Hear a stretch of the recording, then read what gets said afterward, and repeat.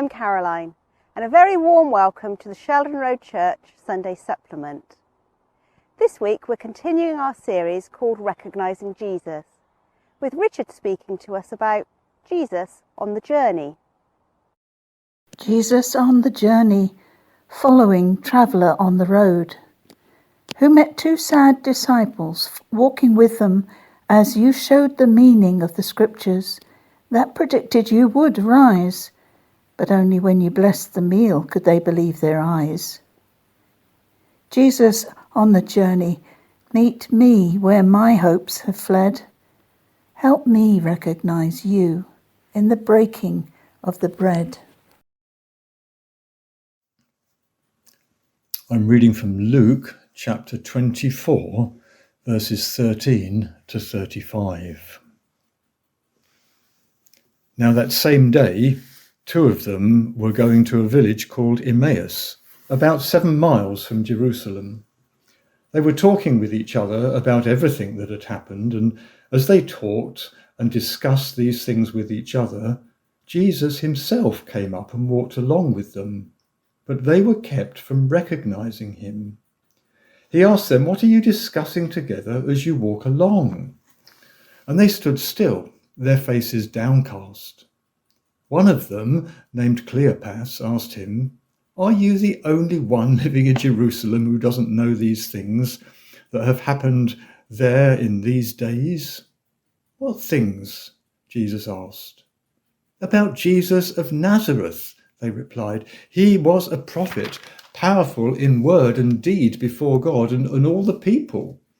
The chief priests and our rulers handed him over to be sentenced to death, and they crucified him. But we had hoped that he was the one who was going to redeem Israel.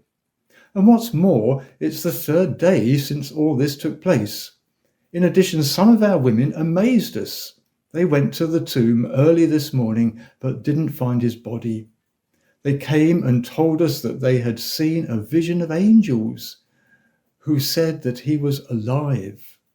And then some of our companions went to the tomb and they found it just as the woman had said, but him they didn't see."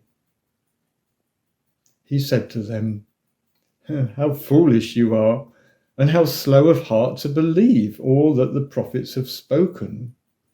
Did not the Christ have to suffer these things and then enter into his glory?"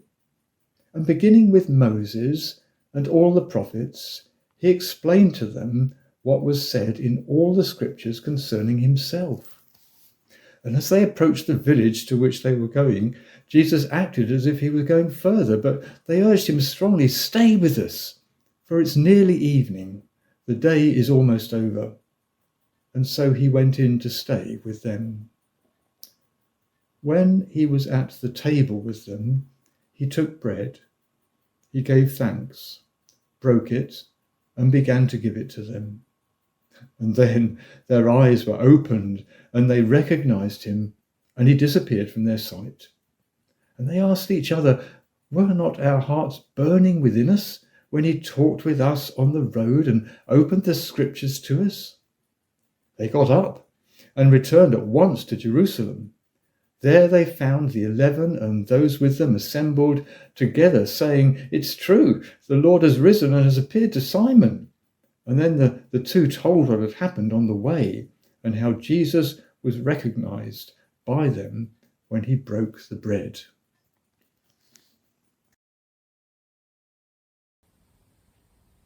So, two of Jesus' disciples are walking from Jerusalem to the village of Emmaus, a distance of about 7 miles. Who were these disciples? Well, we actually know very little about them.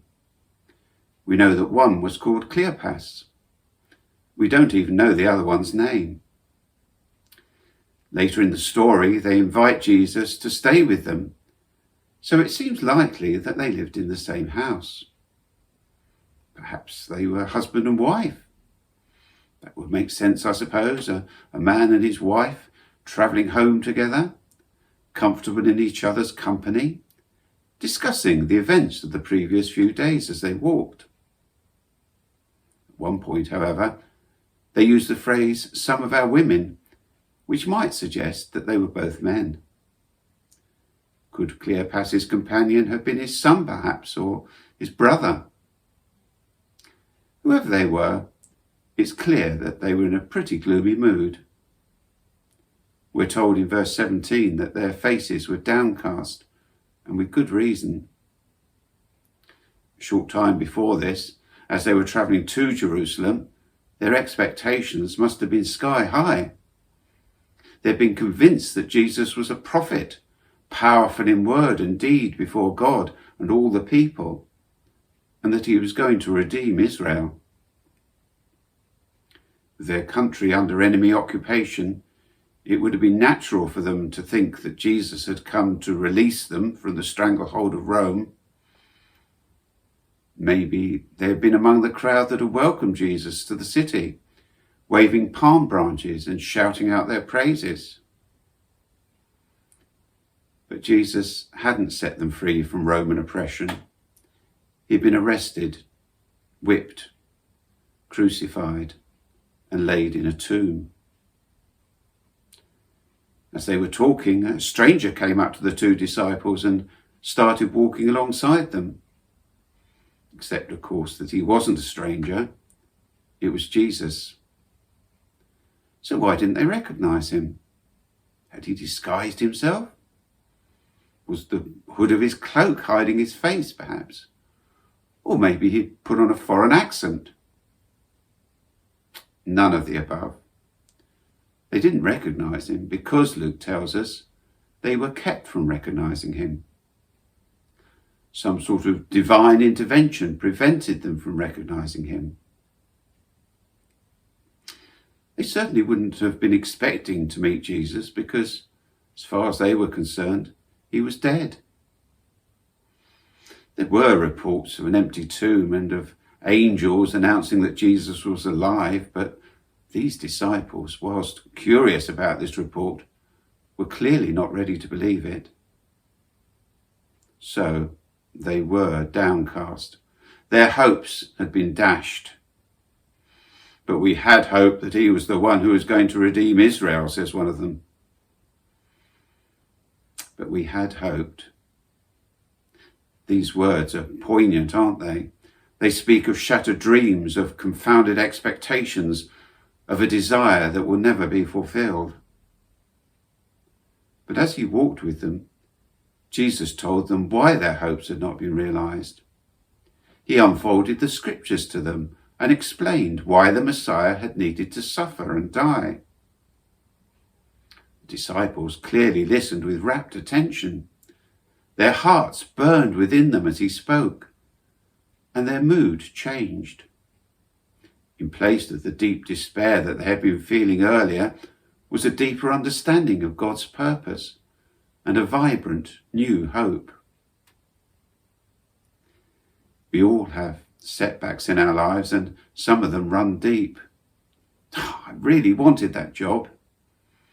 I expected to get married one day. We had hoped to have children. We thought that our marriage would last forever. We may suffer disappointment too when God doesn't act in the way that we would like him to, when our prayers seem to go unanswered. We're all on a journey through life, and if we're Christians, Jesus is walking alongside us. At times of disappointment, we need to talk to him in prayer.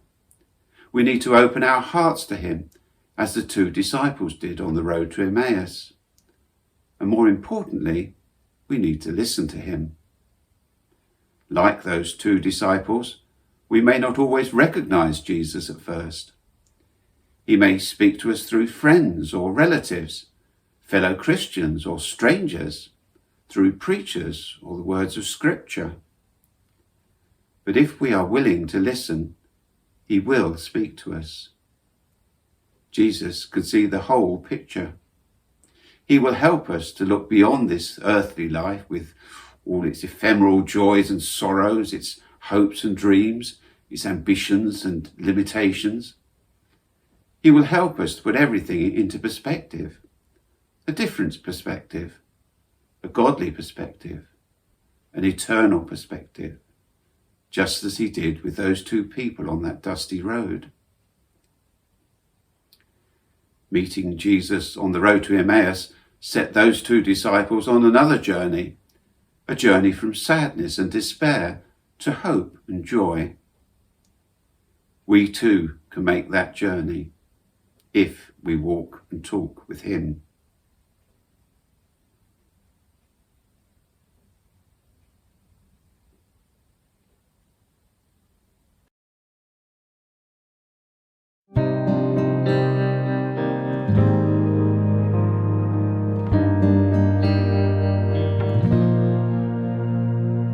For the joys and for the sorrows, the best and worst of times, for this moment, for tomorrow, for all that lies behind. Fears the crowd around me, for the failure of my plans, for the dreams of all I hope to be, the truth of what I am.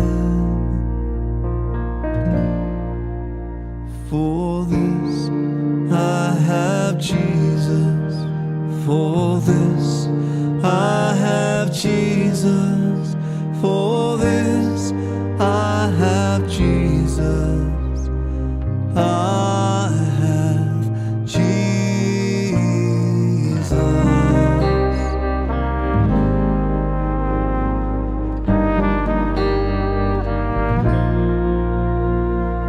For the tears that flow in secret in the broken times, and for the moments of elation or the troubled mind, for all the disappointments or the sting of old regrets, all my prayers and longings that seem unanswered yet.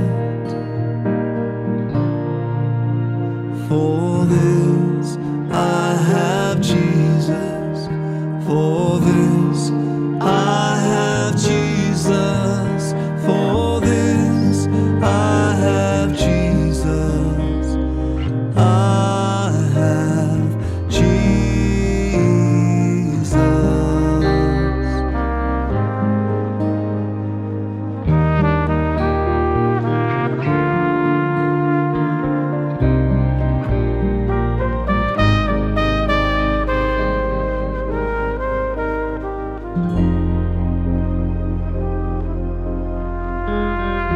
For the weakness of my body, the burdens of each day,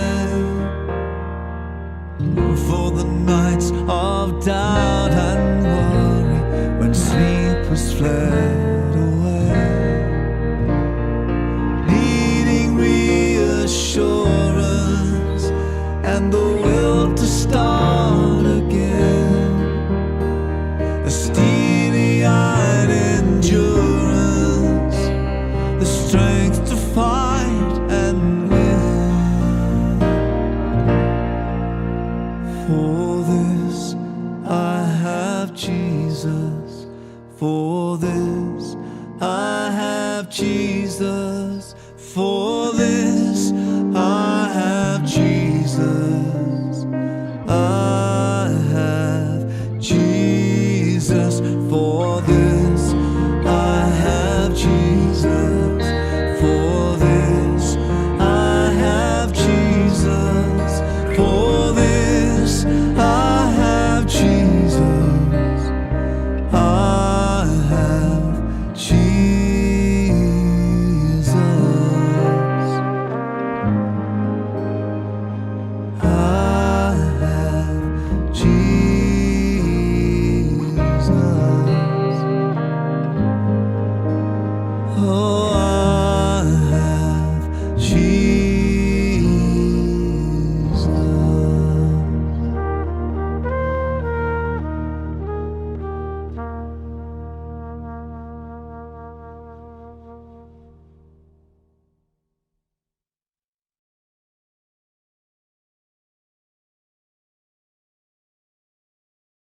Well, that's it for this week. Thanks for watching. Please join us again next week when Trevor will be speaking on Jesus in the Locked Room. If you're watching on YouTube, don't forget to subscribe, press the bell for alerts and give us a thumbs up. God bless. See you next week.